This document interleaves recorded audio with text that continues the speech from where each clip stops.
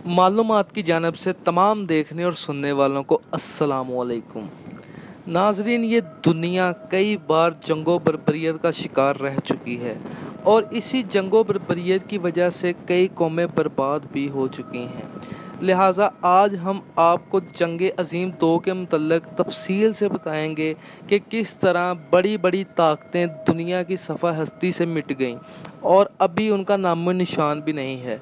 नाजरीन, जंग अज़ीम 2 जो कि सन 1945 में रूनुमा हुई थी। नाजरीन, जंग अज़ीम 2 वो जंग थी जिसमें कई अजीम ताकतें बर्बाद हो के रह गई थीं। दुनिया का नक्शा ही बदल गया था और इस जंग के बाद कौमों को तरक्की करने में कई साल लग गए। लिहाजा आज हम अमेरिका और जापान के मतलब होने वाली इस जंग में तफसील से गुफ्तगू करेंगे और आपको आगाह करेंगे कि कौन सी वजूहात थीं जिसकी बिना पर अमेरिका ने हिरोशिमा और नागासाकी पर एटम बमबारी की और आज भी जापान उन एटम बमबारी की वजह से कई बीमारियों में मुब्तला है। नाजरीन, आइए फिर वीडियो की तरफ गामज़न होते हैं। अमेरिका दूसरी जंग अज़ीम में कूद तो पड़ा था, मगर आगे चलकर वो सख्त मुसीबत में फंस गया।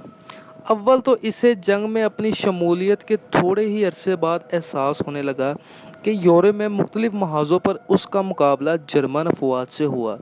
वो ना सिर्फ बहुत तजर्बाकार और मुनज़्ज़म थी, बल्कि उन जर्मनों के पास जदीद तरीन असलहा भी था। ये ऐसे असले थे कि अगर वो किसी महाज पर अमरीकियों के हाथ लग जाते तो वो इन्हें इस्तेमाल करने से कासिर रह जाते, क्योंकि इनकी तकनीक बिल्कुल मुख्तलिफ थी जिससे इत्तेहादी नाआशना थे।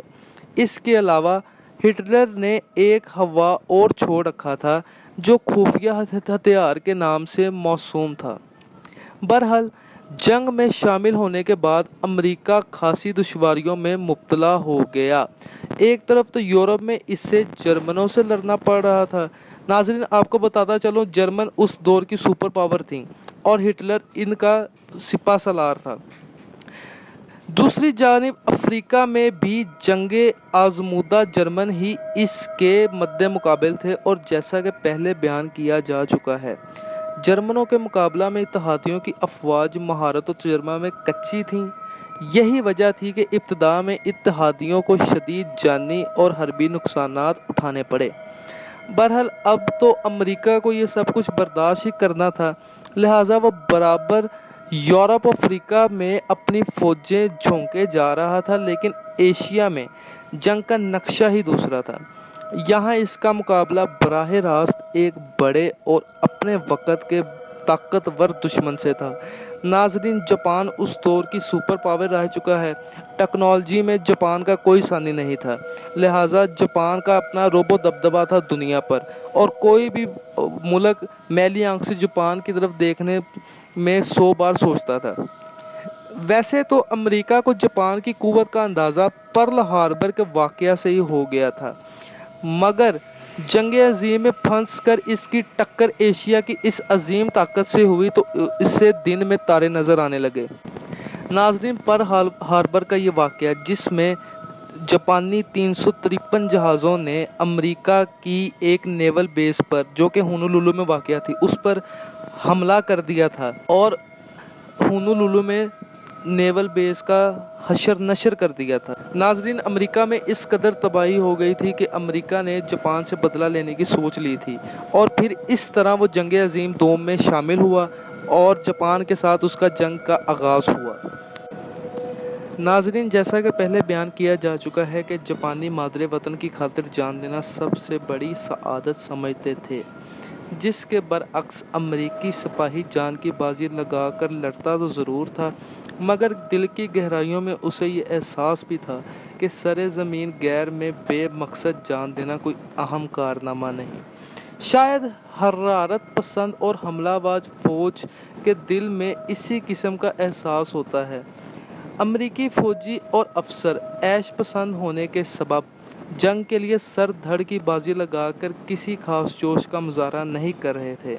इसके बरअक्स जापानी बग़ैर अंदेशा میدان جنگ میں جس طرح جان دینے کو جوکو در جوک برتے جا رہے تھے، اس کا اثر امریکی فوج کے مورال پر پڑنا شروع ہو گیا، جس کی وجہ یہی تھی کہ امریکہ نے اپنے مرنے والوں کی تعداد سے کہیں زیادہ جاپانیوں کو مار کر بھی مطمئن نہ ہوتے تھے، اور انہیں ہر دم یہی دھڑکا لگا رہتا تھا کہ جاپانیوں کے ہاتھوں نامعلوم کہاں کہاں انہیں موت کے گھاٹ اترنا پڑے۔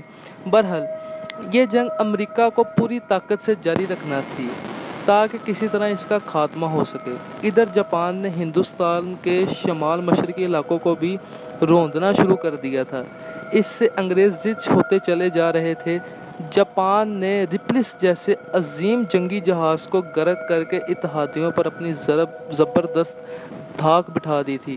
اس زمانہ میں انگریزوں کا راج کشمیر سے لے کر برما کے آگے تک تھا، مگر یہ سارے علاقے جاپان نے روند ڈالے تھے، اور ہندوستانی فوجیں ان کی یلغار کی تاب نہ لا کر اسی طرح پسی جا رہی تھی، یہاں تک کہ جاپانی مشرقی پاکستان تک آ پہنچے، کیونکہ سنگاپور اور برما انگریزوں کے ہاتھوں سے نکل چکے تھے۔ ناظرین، ایشیا میں جاپان نے انگریزوں اور امریکہ کی ناک میں دم کر دیا تھا، اور ایسے آثار پیدا ہونے لگے تھے کہ جاپان کے ابھرتے سورج کی دھوپ پورے ایشیا پر پھیل کر رہے گی۔ یہ 1945 کے واقعات ہیں، جب یورپ میں جرمنی اور اتحادیوں میں جنگ مقلوبہ ہو رہی تھی اور ہٹلر ابھی زندہ تھا۔ آخر مارچ، اپریل اور مئی 1945 کے اوائل تک مغرب کی جانب سے اتحادیوں کی فوجیں اور مشرق کی طرف سے روسی افواج جرمنی میں داخل ہو گئیں اور تیزی سے برلن کی طرف بڑھنے لگیں۔ ناظرین، برلن جرمنی کا دارالخلافہ ہے۔ ہٹلر نے گھبرا کر اپنے ایشیائی حلیف جاپان کو پیغام بھیجا کہ وہاں امریکیوں کا پیچھا نہ چھوڑے، اور جاپان نے بحر الکاہل میں امریکہ کے خلاف جنگ کو شدید سے شدید تر کر دیا۔ سب کچھ ہوا، مگر اس سے برلن کی طرف امریکہ کی پیش قدمی پر کوئی اثر نہ پڑا، یہاں تک کہ بعد خون ریزی برلن فتح ہو گیا۔ اسی دوران ایک طرف تو ہٹلر نے خودکشی کر لی، اور دوسری طرف اس کے نامور ساتھیوں نے۔ ہٹلر اور جرمنی کے خاتمہ کے بعد یورپ میں جنگ تو ختم ہو گئی، مگر ایشیا میں ابھی بھی جاپان کی جنگ برابر جاری تھی، اور بحر الکاہل میں امریکی مفاد بدستور جاپان کے ہاتھوں تباہ ہو رہا تھا۔ وہاں پھنسے ہوئے امریکی بحریہ کے جنگی بیڑے پر جاپانیوں کی مسلسل مار پڑ رہی تھی۔ اس سے امریکہ اکتا گیا تھا اور عاجز آ کر سوچتا تھا کہ کس طرح اس سے پیچھا چھڑایا جائے۔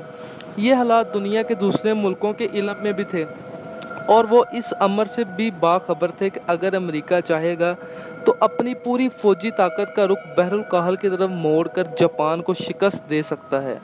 اس کے سوا کوئی دوسری بات کسی کے وہم میں بھی نہیں آ سکتی تھی۔